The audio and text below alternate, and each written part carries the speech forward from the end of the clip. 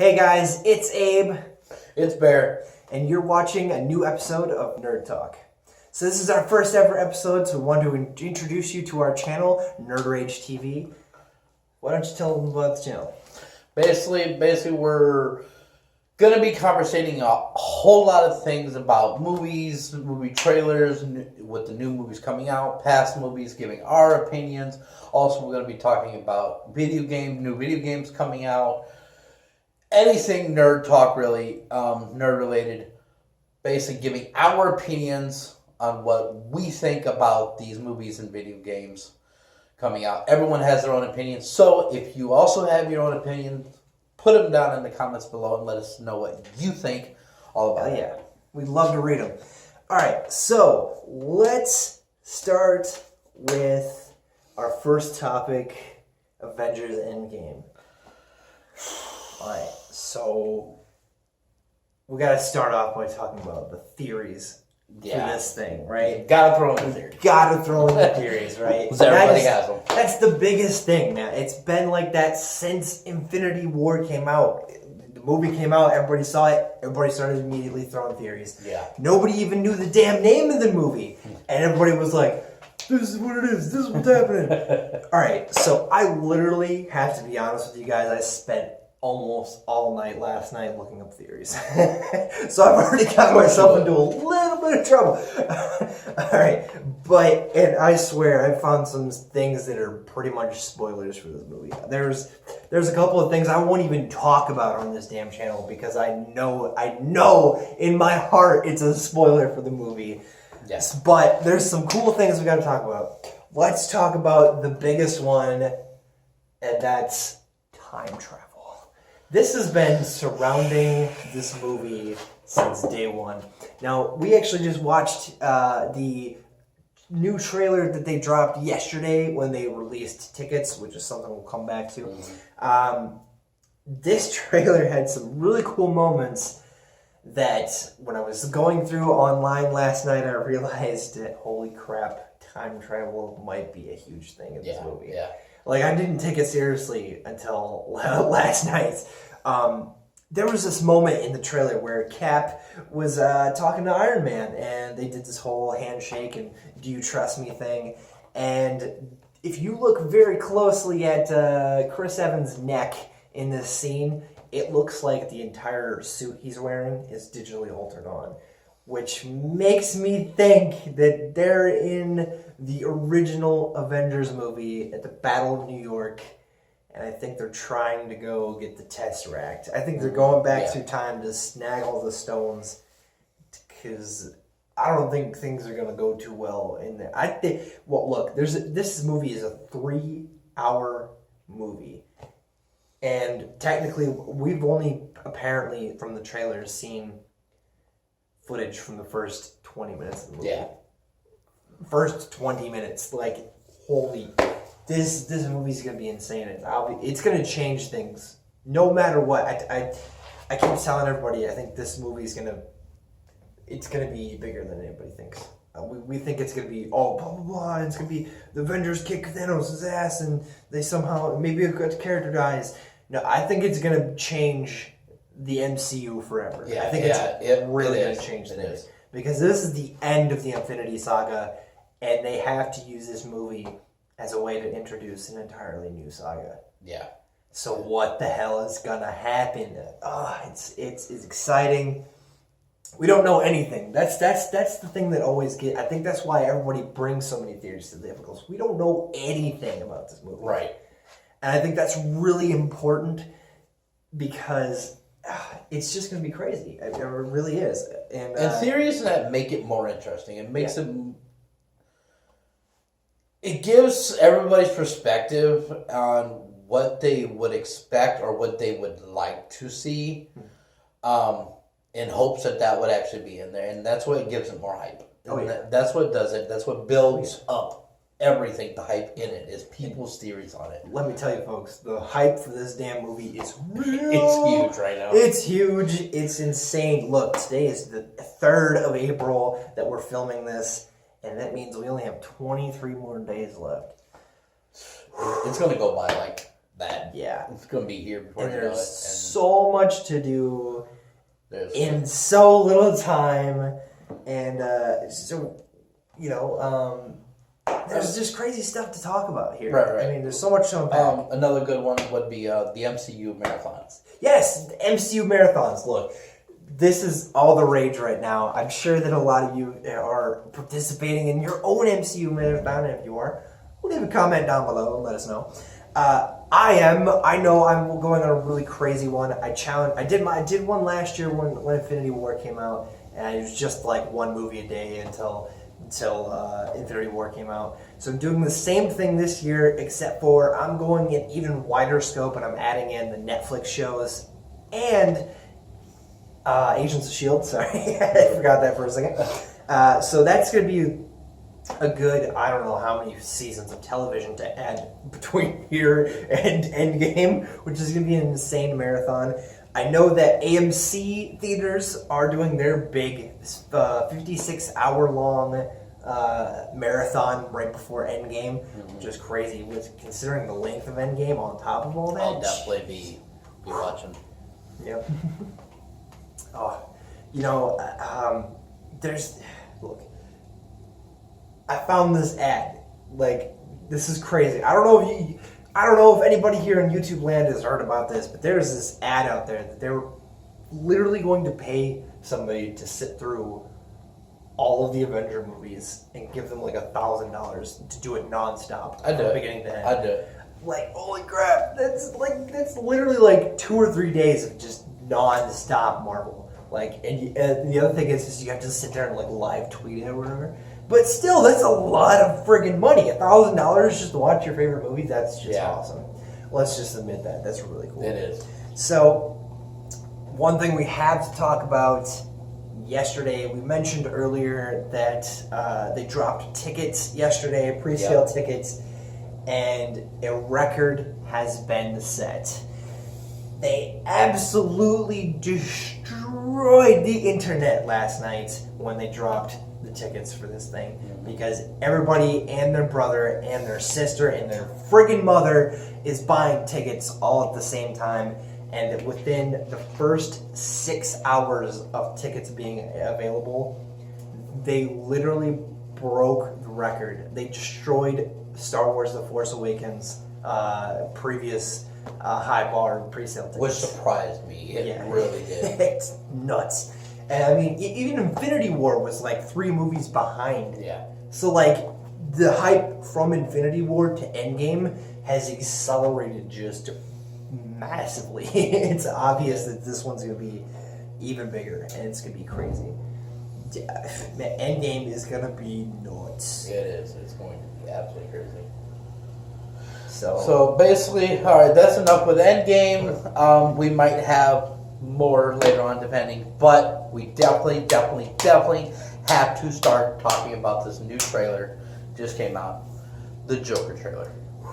all right, let me get into this one. All right, I got some words. All right, before we talk about the trailer, I just want to talk about the concept in general. This is all my opinion. I know there are people out there who completely agree with me and some that absolutely don't. Who the hell asked for this movie? Who? Oh, Okay. I might do one of them. Fair enough. Okay. There's some standpoints that I see, but there's some stuff that absolutely irritates me. The first major thing is we have a Man of Steel movie. We have a Wonder Woman movie. We have an Aquaman movie. We have Suicide Squad. We have a Justice League movie. Let's not get into that. And we're about to have Shazam. Where the fuck is my Batman movie? Where the fuck's my Batman movie, okay? We're getting a Joker movie. His greatest villain is getting his own solo movie that has absolutely nothing to do with the universe that they've started to create before we get a Batman movie. Why? Am I missing something here? I mean, apparently Warner Brothers just thinks it's hilarious to just use our favorite characters as selling points instead of really trying to make good movies. Instead of trying to make good movies and make lots of friggin' money like Marvel does, they're like, nah, we're gonna do it this way. We're gonna just, you guys like that Joker, don't you? Yeah, let's get that movie. That's exactly what they're thinking in their board meetings. I mean, it's the only way that they've done that, but they can't give us a bread and butter character like Batman as a solo movie. Like, okay. I won't rage too hard.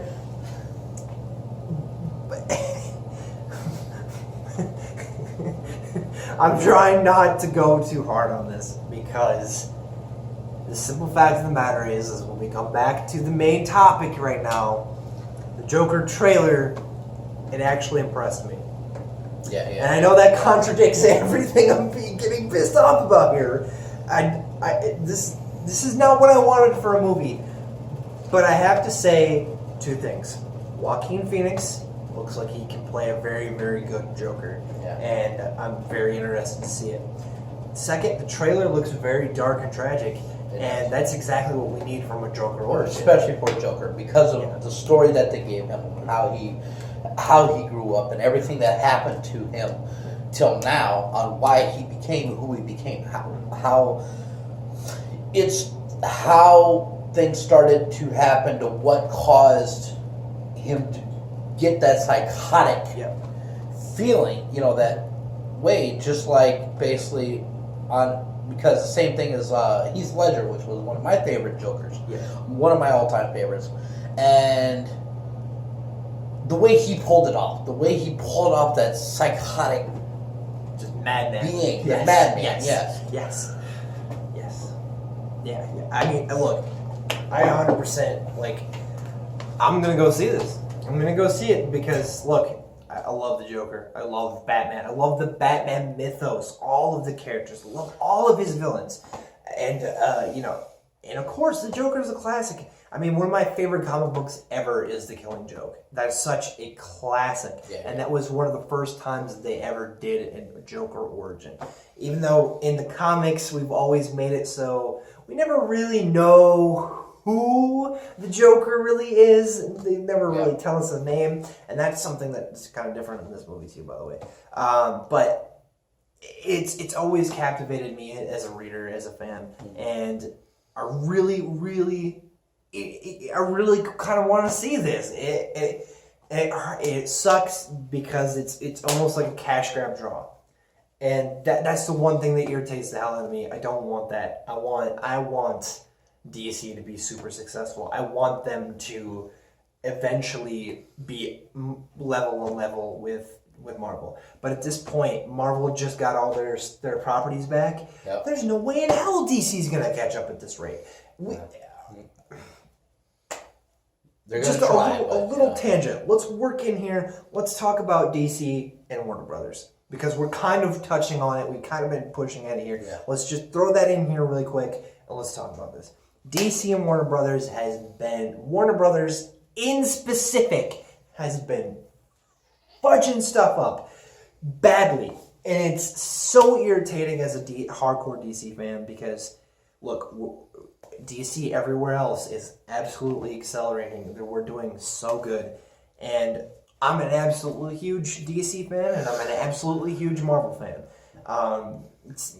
And my heart is freaking broken about Daredevil, but that's for another episode. And we're definitely going to get into that. But Warner Brothers, you need to get your shit straight. Look, 3 movies in a row that have absolutely tanked. It started with Batman vs. Superman. This movie sold well, but it was split massively down the middle. You either absolutely hate it or you absolutely love it. There's no in between. There is absolutely no in between. And That really sucks. That was the first time that I was like, oh crap. And then they dropped the Suicide Squad. Now, first off, I loved that movie. I thought it was a good movie. Yep. It had its problems. It had some glaring problems, but I as a person can overlook stuff like that. It was good. It was good, man. I was really enjoying it. And just everything kind of just was turned on its head because Warner Brothers decided to throw their hand in the ring at the last minute and change how the edit of the film. Yep. And it messed things up bad. And it didn't turn out very well. And people were pretty freaking negative on that movie. And then it got even worse because when they did Justice League, halfway through it lost its director. They did reshoots. The reshoots were messed up. WB rushed the movie because they didn't want to spend any more money on it. And because of that, it came out and the movie, it could have been really good or it could have been absolutely bad. I don't know. But what came out was not very good. I still somehow found enjoyment in the movie. Yeah. Because the characters were what to me was the saving grace. Yes. And the characters was what pulled it off. Yep. And the villain was serviceable. He wasn't good, but he wasn't terrible. Yeah. He was serviceable. But that was it. And that shouldn't have been that movie should have been the hype of the original Avengers movie. But even more so because people know Man of Steel, Batman, and Wonder Woman and The Flash. I mean, those four characters alone should have massively sold it. Yep.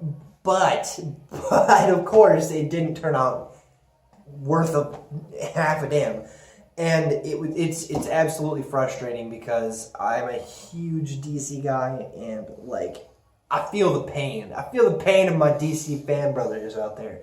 Look, it's difficult. It's a difficult time to be dealing with this stuff. And now DC kind of awoke too late. And they realized that they need to have directors that do their own damn thing.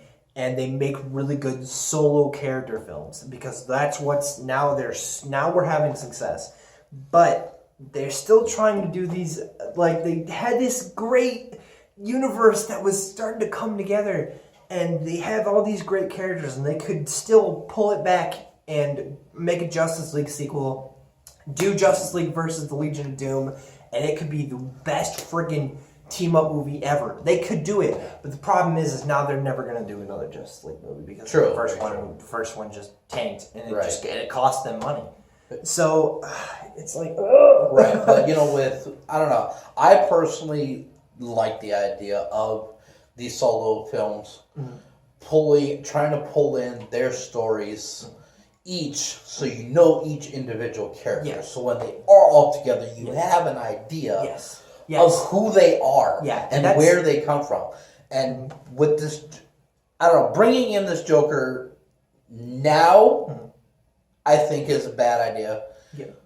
Hopefully the movie does good. Yes. To keep up its rating, but bringing in a solo Joker movie now is a bad time to do it. Yeah, especially in having all this mixture of everybody together right now. But at the same time, you're also kind of rooting for the movie to do good. Yeah, it is. But I personally think having a Joker movie in general is going to be really good. Because I personally have been wanting a Joker movie or something with the villains, because I personally am always on the villain side. I love the villains throughout all DC and Marvel. Oh yeah, I've always been a part of the dark side when it comes to that. And Joker has been actually one of my favorite villains. Oh yeah, throughout everybody. Like I said, Heath Ledger is one of my favorites. He played it off really well. He gave the best performance of my opinion. For the Joker. I mean, who do you like out of throughout all the movies with Joker in them? All right. Who would be your favorite? So, if we're just going to stick to movies, it's obviously Heath Ledger. It just you can't deny that. True. But my personal absolute favorite version of the Joker ever, hands down, the one, the only Mr. Mark Hamill. He is the Joker. When you do anything animated, don't get somebody else to voice it. Just call Mark Hamill, dude. He loves the role. He's always enjoyed doing it. And look, he's an incredible. Batman the Animated Series.